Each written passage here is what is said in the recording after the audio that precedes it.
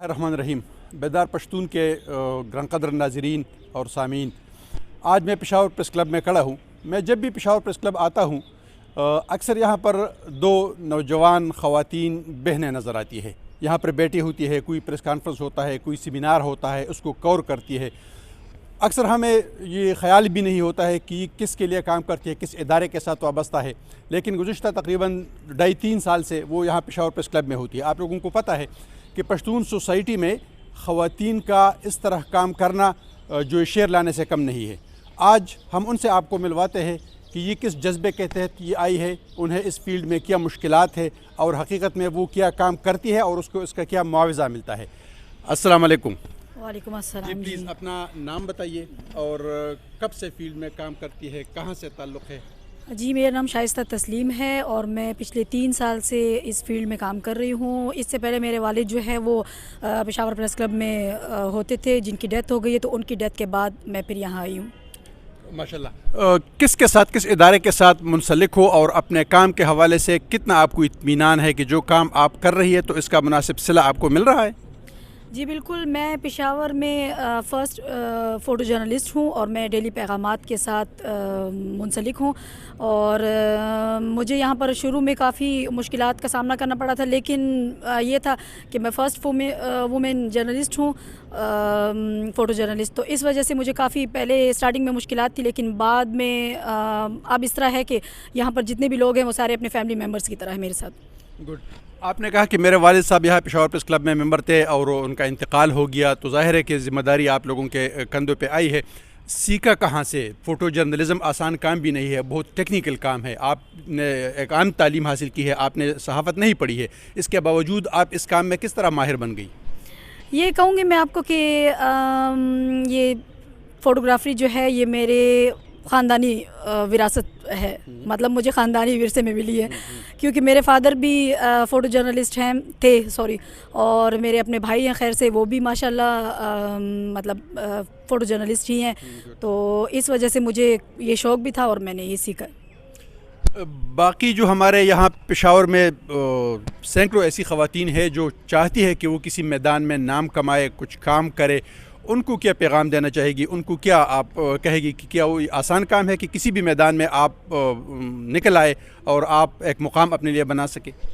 جی بالکل، میں یہی کہوں گی کہ خواتین کے لیے کافی مشکلات کا سامنا کرنا پڑتا ہے اسٹارٹنگ میں، لیکن میں آپ کو بس سمپل از دیٹ یہ کہوں گی کہ خواتین جو ہیں وہ مردوں سے کم نہیں ہیں، مطلب جو آدمی کر سکتے ہیں وہ عورت بھی کر سکتی ہے. یہ آپ دونوں بہنیں ساتھ ساتھ کیوں رہتی ہے؟ میں جب بھی آپ لوگوں کو دیکھتا ہوں تو بس ساتھ ہی بیٹھی ہوتی ہے، گپ شپ بھی لگی ہوتی ہے، اور جب کام بھی کرتے تو ساتھ ہی کرتے. اس کا کیا وہ ہے اس کے پیچھے؟ دیکھیے سب سے پہلے تو میں یہ کہوں گی کہ اکیلی خاتون کا آج کل نکلنا مناسب نہیں ہے، اس لیے ہم دونوں ساتھ رہتے ہیں کہ ہم ایک دوسرے کی ہیلپ بھی کر سکیں اور مطلب اپنے کام پر فوکس بھی دے سکیں. بہت شکریہ. آپ کا نام؟ میں وش تسلیم ہے میرا نام، اور میں ڈیلی آواز شہر کے ساتھ کام کرتی ہوں، اسپورٹس بیٹ میری ہے. تو سر میں اسپورٹس میں مجھے مطلب دلچسپی بھی ہے اور اس پہ میں کام کرتی ہوں. خود بھی اسپورٹس کرتی ہو، کھیلتی ہو کہ نہیں بس صرف ویسے ہی دلچسپی ہے شوٹ کرنے کی حد تک اور کور کرنے کی حد تک؟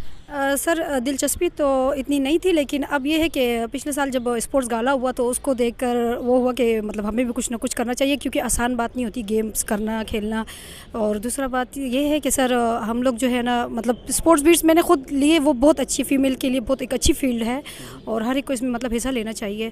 تو جسٹ سر تو اسپورٹس کو جو آپ کور کرتی ہے کس حد تک آپ نے ابھی تک اس میں نام کمایا ہے، لوگوں کو پہچانتی ہے، خاص کر جو اسپورٹس گرلز ہے، اسپورٹس وومن ہے جو وہ حصہ لیتی ہے تو اس کو آپ کور کرتی ہے تو ان کو کیسا لگتا ہے اور آپ کس طرح آسانی کے ساتھ اس کو کور کرتی ہے؟ اپنے اخبار میں اس کو پھر کوریج ملتی ہے؟ جی سر بالکل ملتی ہے کوریج.